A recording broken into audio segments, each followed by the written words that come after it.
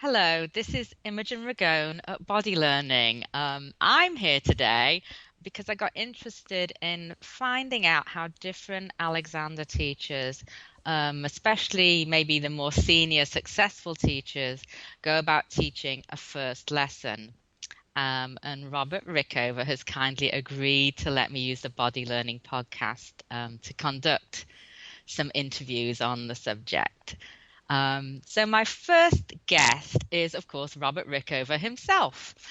He's an Alexander teacher in Lincoln, Nebraska, and Toronto, Canada, and he's been teaching the technique for over 30 years. So, Robert, welcome to the show Well, thanks. It's a real pleasure to be here. on the other end of On the things. other end of things, yeah, Yeah. totally. So, I'm excited to learn more about your approach to a first lesson. You've sort of given hints about it in various other interviews and blogs that you've done, that kind of got me curious about how you teach a first lesson.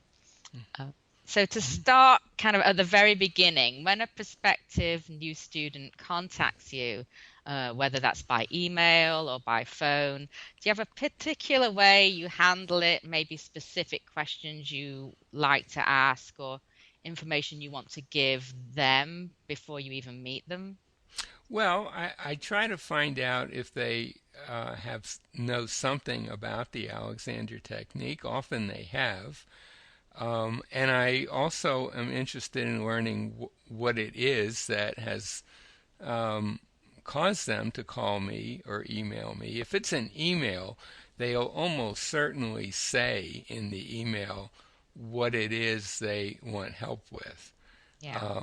Often it's, my people tell me my posture is bad or I'm having such and such a pain issue. Hmm. So I want to talk. If at all possible, I like to talk to people on the phone a little bit first, even if Yeah. they initially email me. Now, some people these days really aren't phone oriented anymore. There are Right. a lot of people who just don't use phones, and so I just may do a little bit of back and forth by email, but I try to have some idea of why they're coming for a lesson. And sometimes they might ask a question like, can this help with whatever their issue Hmm. is? And if it's something like posture, I say, well, I can't promise specific results because this is a teaching method. I try to emphasize that Right. at the beginning. But the technique does have a good history of helping people improve their posture. Or if it's some pain related issue, I would say the same thing. I might refer them to, if they're interested in more information, the British Medical Journal study on back pain, that sort of thing. I try to just have some sense of who this person is and why they're coming. Okay, that sounds good and kind of similar to what I do myself. Hmm. So there's no specific information that you definitely want to. It's more that you're responding to whatever's going on Yes, with the totally. student. Hmm. Um, and so before we actually get to that first lesson itself, how important do you think the first lesson is in the kind of student-teacher relationship? Well, as they say, you don't get a second chance Right. to make a first impression. I think people, make very instant judgments about someone they meet that could be based on all sorts of strange things, and you don't have total control over that. I try to I try to be friendly and welcoming. And I'll just say one little thing that I do, which actually came out of a couple of students telling me years ago that sometimes my hands can get a little cold. Maybe it's a circulation issue. I don't know. I actually have these little hand warmers that I heat up in the microwave Uh-huh. before a lesson. I And know what they are. People use them at sports events to keep their hands cold while they're watching out in the, I mean, hands warm when they're yeah, watching. and Yeah. these are actually called Maine warmers. They're made Uh-huh. in Maine. And I have to say, I haven't found very many of these on the web. Maybe now there are more, but I got them from Amazon, and they're an incredibly good investment. I just heat them up for about 3 minutes in the microwave, have my hands in them a bit before a student comes, and there is apparently even some psychological research that say people respond well, even shaking hands with someone whose hands aren't are warm, not cold. So Yeah, that makes sense. And gosh, that's a tip I'd never there's a thought tip, of. and Yeah. I got that from actually two separate students mentioned it. Huh. And initially I thought they were crazy, but actually I think they were giving me some very good advice. Good. So So your student walks through the door, they get a nice warm handshake. right. Um, how do you start out? Do you find out some background information? Of course, you may have already kind of gone through that on the phone. Mm-hmm. Do Mm-hmm. you have some sort of discussion, or do you kind of just go straight into teaching? Oh, I don't go straight into teaching. They usually, I have them sit down, and I'm sitting near them. Sometimes I'm sitting on a stool or another chair, and I just ask them a little bit about, again, kind of renew a little bit what their interest is in the technique. I'm of course interested to know if they've had lessons with anybody else. That tells me a little something, and of course that gives me a chance to get a little sense of what they're doing with themselves. Yeah. How they're speaking, how they're moving, how they're sitting in a chair, and I would probably ask a new student what kind of work they do and what sort of physical activities they do, because that also can be relevant to whatever their issue is. I mean, typically, say someone comes in and their shoulders and wrists hurt a lot, and it Hmm. turns out they're sitting at a computer for 8 hours a day. That's really helpful information. Yeah. Yeah. So I just try to gather a bit of information. I don't necessarily go into a whole life history or anything like that. And Hmm. I just want to learn a little bit about them, both from visual observation and getting the answers to a few very basic, simple questions. So you've had your discussion now. Hmm. You're going to actually start teaching. Obviously, all students are different, but do you have a place that you usually kind of start, or some standard things that you usually introduce in a first lesson? Well, because they're already sitting in a chair, and I have sort of a fairly basic wooden chair, a fairly Hmm. flat back and bottom, uh, I'll often begin by asking them to tell me what they're noticing about themselves as they're sitting in that chair. And I'll preface it by saying, and could you do that without making any change? And of course, they almost always make a change. Uh-huh. And so, I try to maybe damp that down a little bit, but I want to get them. I'm very interested in getting people to start noticing Mm. what they're up to in ways that they haven't typically been doing. Hmm. And so I like to just start with right where they are. They're sitting That's in a chair great. talking to me, and I think, okay, let's start. Let's start here. What do you notice about how you're sitting? And sometimes people can do a pretty good job of that, but a lot of times they kind Yeah. of avoid that. They keep slipping into other things, and I try to get them back to themselves. And sometimes I'm able to actually get them to notice, well, what do you notice is going on with your head and neck and upper Hmm. torso? And a lot of times, or sometimes maybe, they'll say, oh, well, my head is pretty far forward. which often it is, they're poking it forward. And just spend a little time with that, and then I explain to them that I'm just going to do a little bit of work with my hands. I'm going to have them on your neck and shoulders, and I just do a little work with them sitting in the chair. Hmm. Um, And how do you explain what you're doing with your well, hands? I say, I'm going to use my hands both to sense what's going on with you, what you're how you're using your musculature. I'll use a phrase like that, or and I'll say and I'll also say if you can sense a little direction, or indication of a direction from my hands, could you let your head and neck move with that? And some people, of course, will make huge changes right away. I mean, it's kind of mind-boggling when it happens. And other people will not make obvious changes, but may notice something. And of course, some people may not notice anything at all at the beginning. Sure. I tend to then work a little bit with their shoulders. If they're pulling their shoulders back, I'll suggest with my hands a letting go of that pull, and sometimes their shoulders come back, or sometimes they want to get ahead of me, oh, I'll pull them back because that's Hmm. what he. Hmm.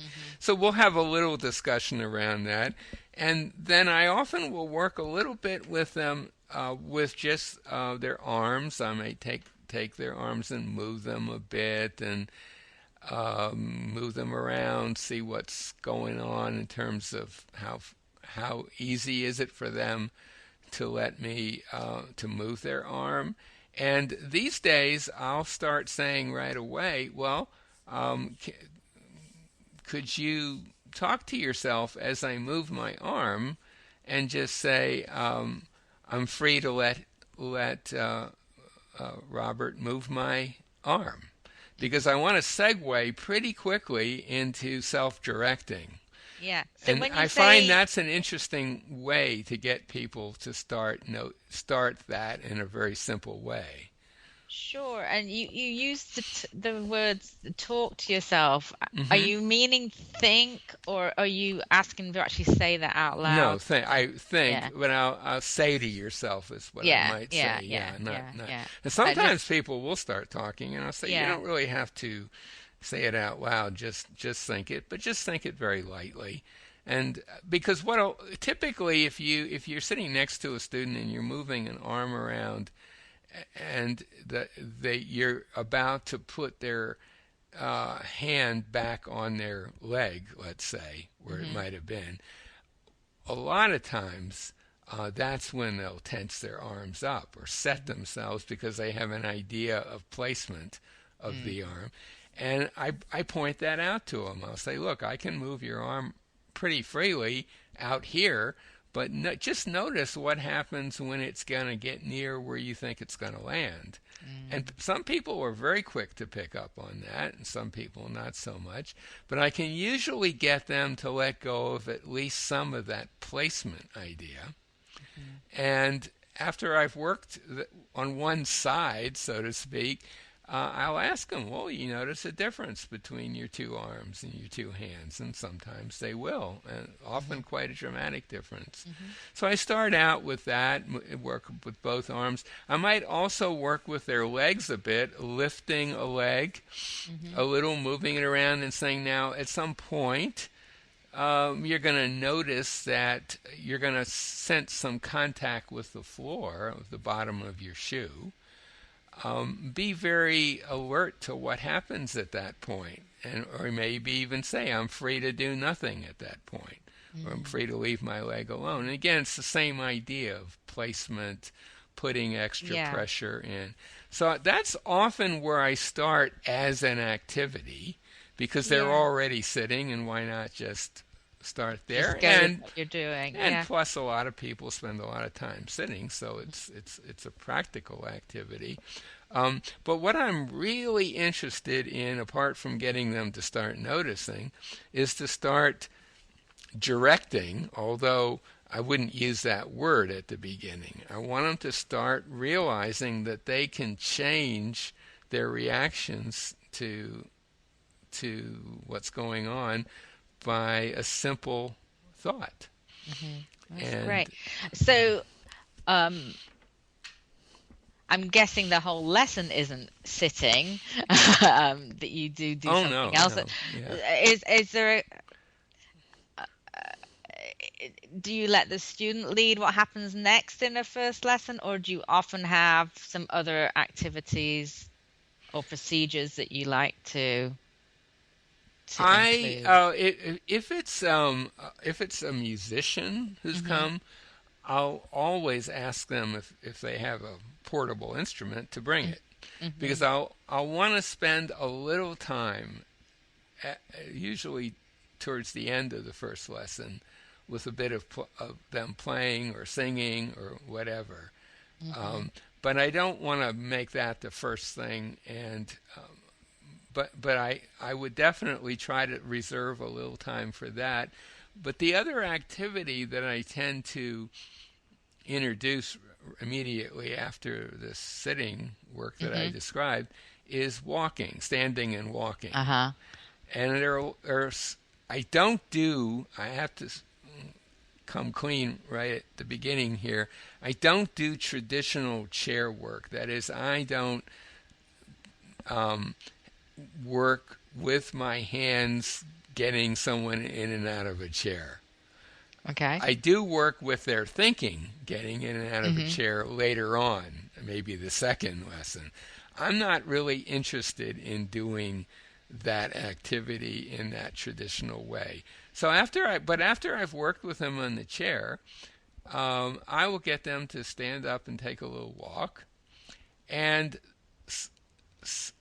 often the changes that have happened when they're in the chair, if there have been changes, Hmm. will carry over to some extent.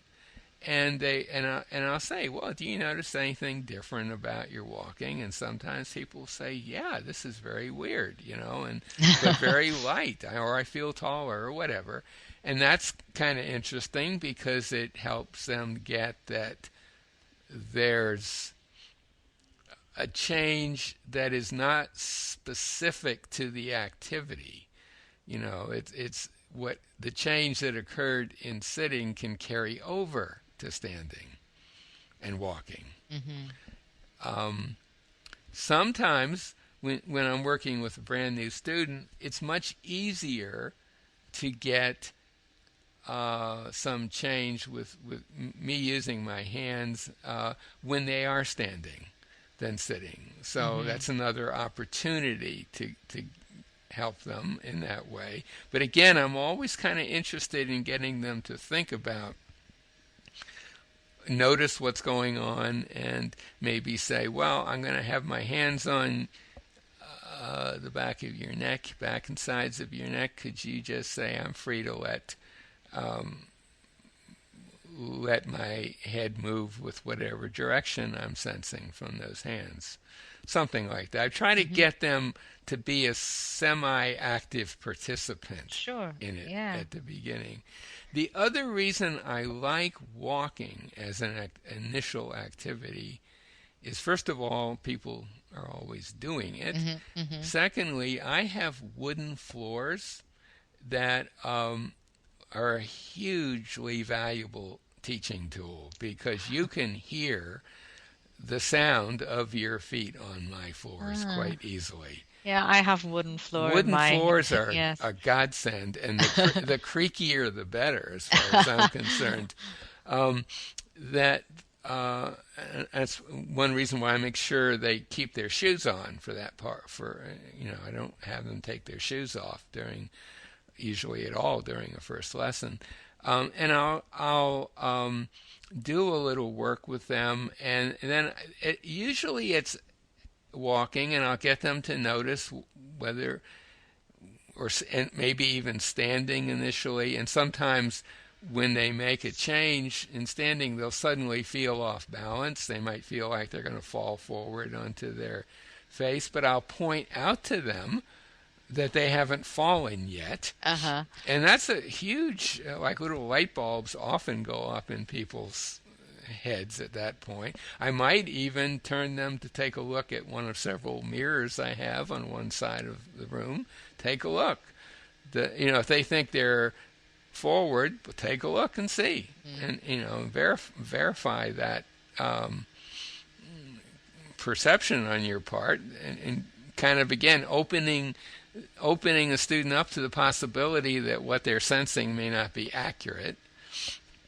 But what I really like to try to get in on a first lesson, if there's time, if it seems at all possible, is to get them to experiment with some very simple Alexander direction when walking.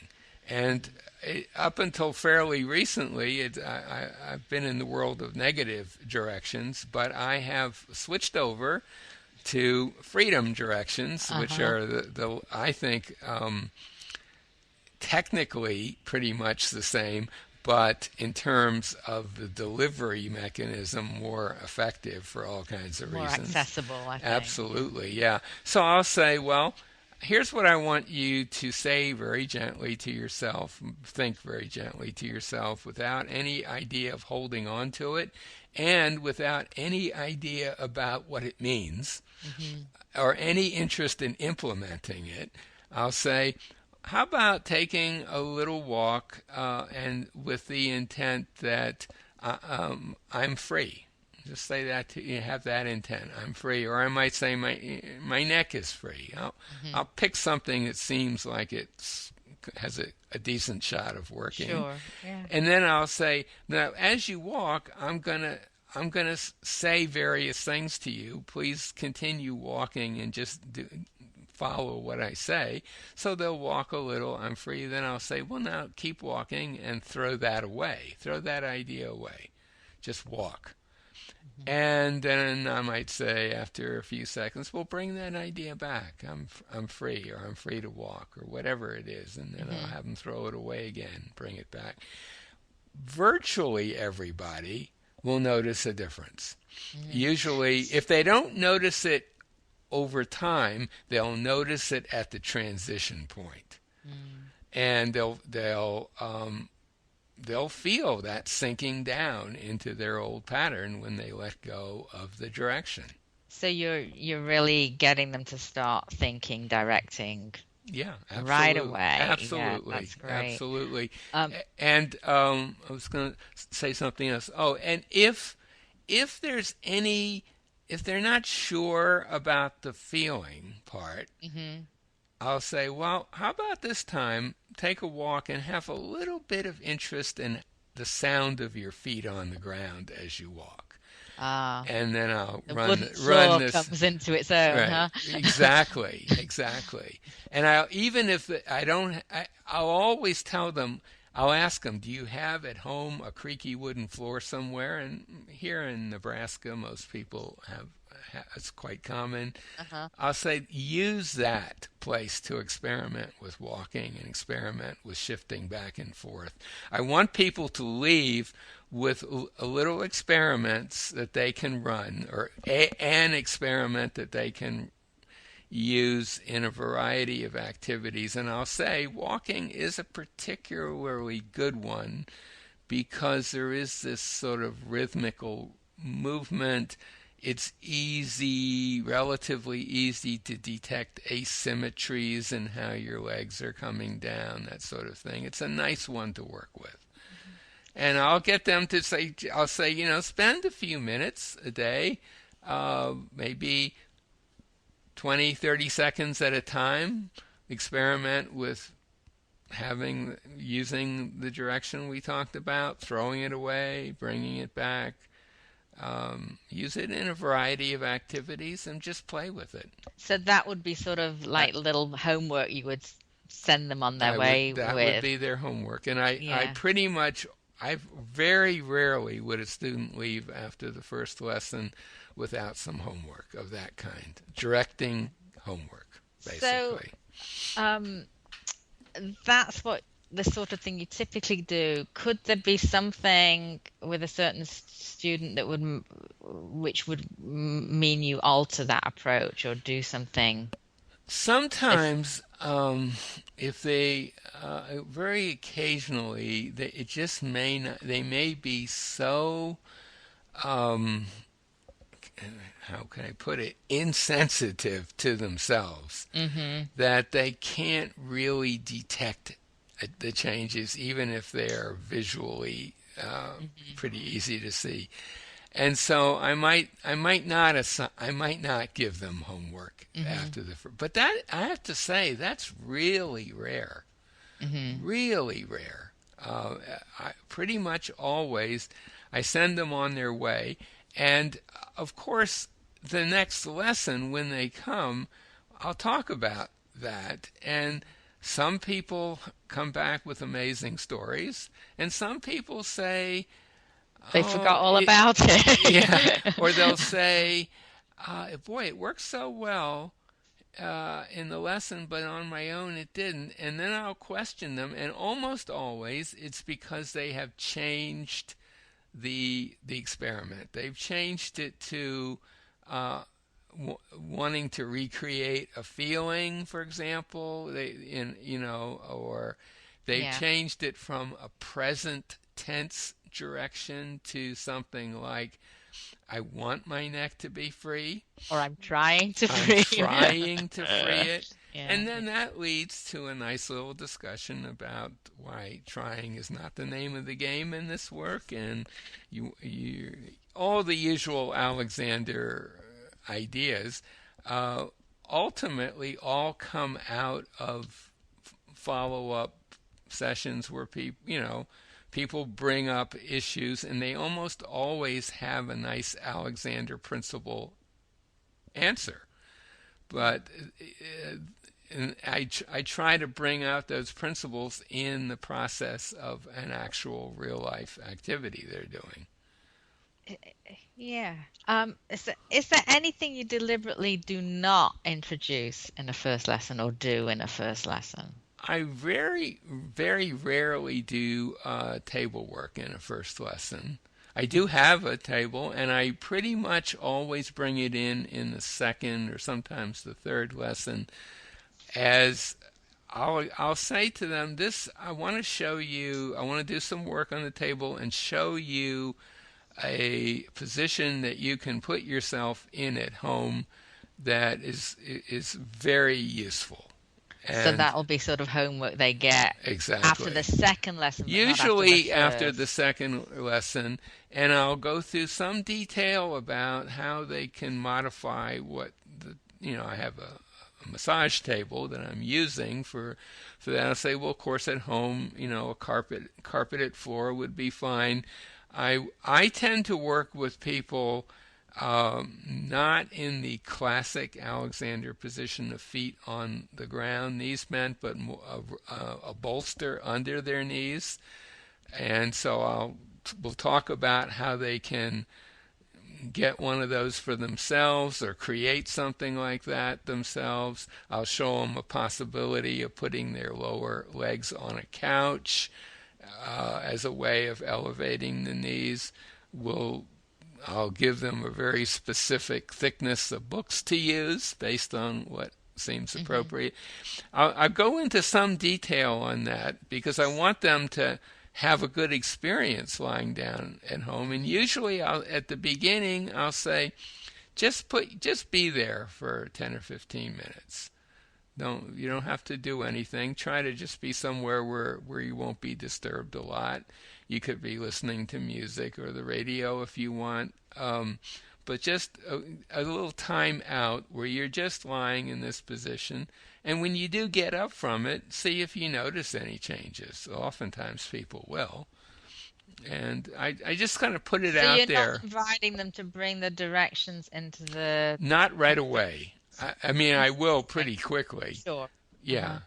Um, Um, has anything changed? I'm sure it has. Or how has it changed over your 30 years of oh whatever my of God. teaching in how you approach that first lesson Oh, I mean, without going into too much detail? yeah, I totally changed. I mean, Uh-huh. I really, I've really become a believer in getting people to start thinking for themselves as soon as possible. And I owe that to Marjorie Barstow, who ultimately became my principal teacher. That was always her approach. And I saw that with her it worked. And I started experimenting with it myself. And it just, I think it's better to err on the side of assuming someone can direct themselves. You'll find out soon enough if they Hmm. can't. People are much, in my experience anyway, much better able to do that with a little help, maybe at the beginning, getting away from the trying or following the feelings or all those kind of traps. Sure. People are quite capable of that in my experience, and why not utilize that? Because that's how they're gonna make changes ultimately. So yeah, I'm very I would say I've become more and more and more sparing in the use of my hands in teaching. I do use them, and Hmm. they're very, very helpful at times. And certainly in table work, I use them a fair amount. But I have found that it's just more effective if people can learn to bring the changes about on their own with someone observing them and helping them if they run into a problem, because that's what they're going to take with them, and it gets them away from, first of all, any kind of dependency on you as a teacher or your hands being Hmm. there. They get that it's really something that they can learn to do for themselves, which we all pay lip service to, I Yeah. think. Yeah. But I think a lot of students, it takes them a long time to get that, and I prefer to have them get it as quickly and efficiently as possible at the beginning.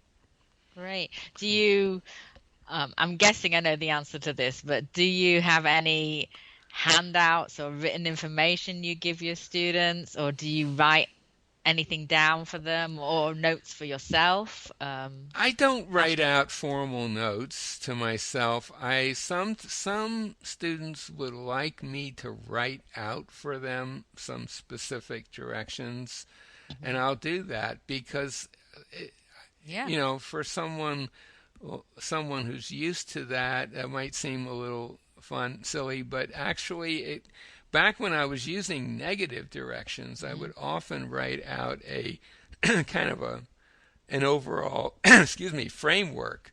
So it's I am not blank my blank, and I'll just fill in the blanks, Hmm. tensing my neck, compressing my body, whatever.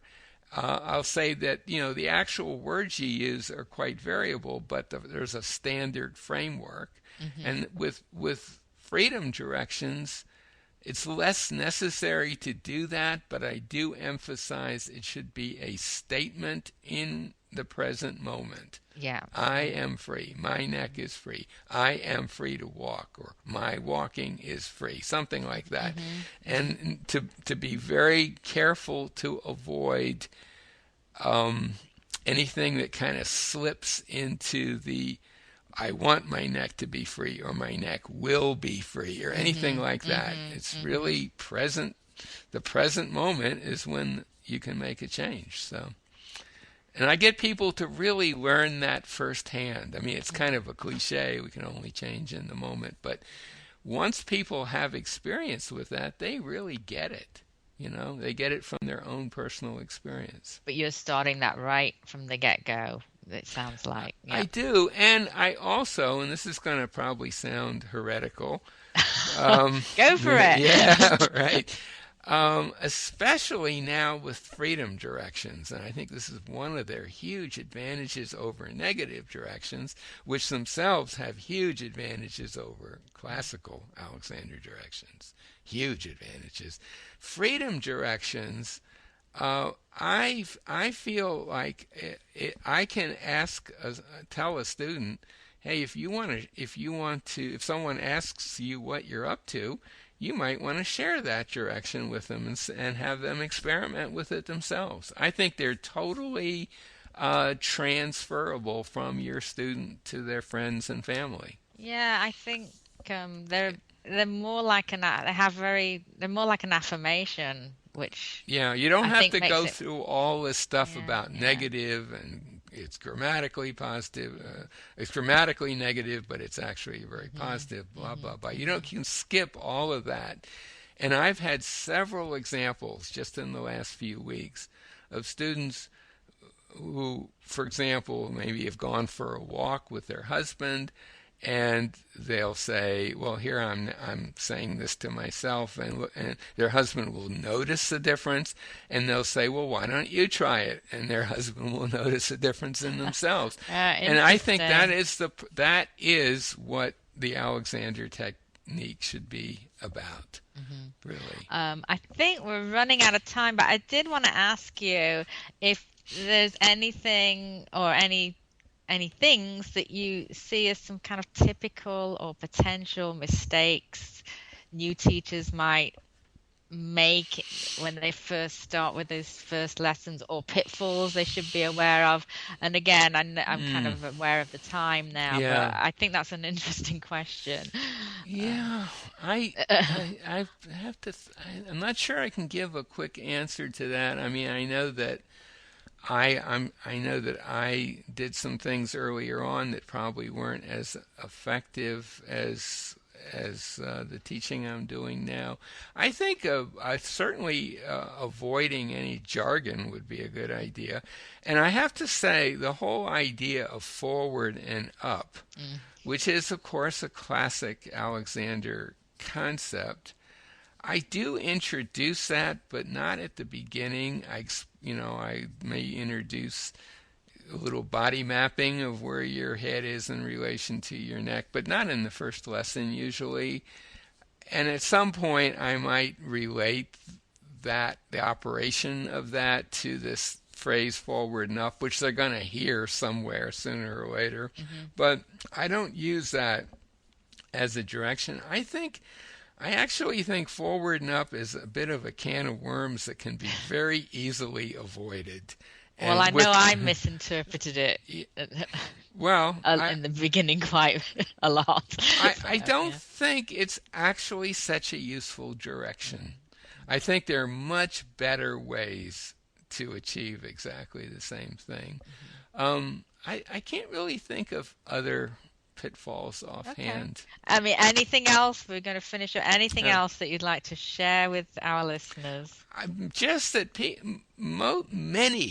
many new students are are amazingly able to pick up on these basic ideas quite quickly That's if they are delivered to them in an effective way. I will also say that I tell students, and I might repeat this several times as they're leaving a lesson. I've given them some homework to do. I say, but have fun with it. Don't take it mhm. seriously. That's nice. Don't make it some awful thing. Now I got to do No, I've got to my do 30 that as well. seconds of Yeah. directing. Just play with it, have fun with it, and figure out new variations on your own that may work and may not. Just start experimenting, because that's all this work is experimenting, trying, seeing what works, and then going with that. That's great. Well, actually, this has been really interesting, Robert. I Well, think there's it's some really good information there. Um, so we'll finish up. My guest today has been Robert Rickover, an Alexander teacher in Lincoln, Nebraska, and Toronto, Canada. If you'd like to get in touch with Robert, or if you live in Lincoln, Nebraska, or Toronto, we'll put a link to his website next to the interview. And we'll also put a link to a site where you can find a teacher anywhere in the world. Thank you, Robert, so much for being oh on your show. well, thanks, Imogen. It is a lot of fun to not have to ask the questions. Thank Good. you so much. Okay, you're welcome. Thanks.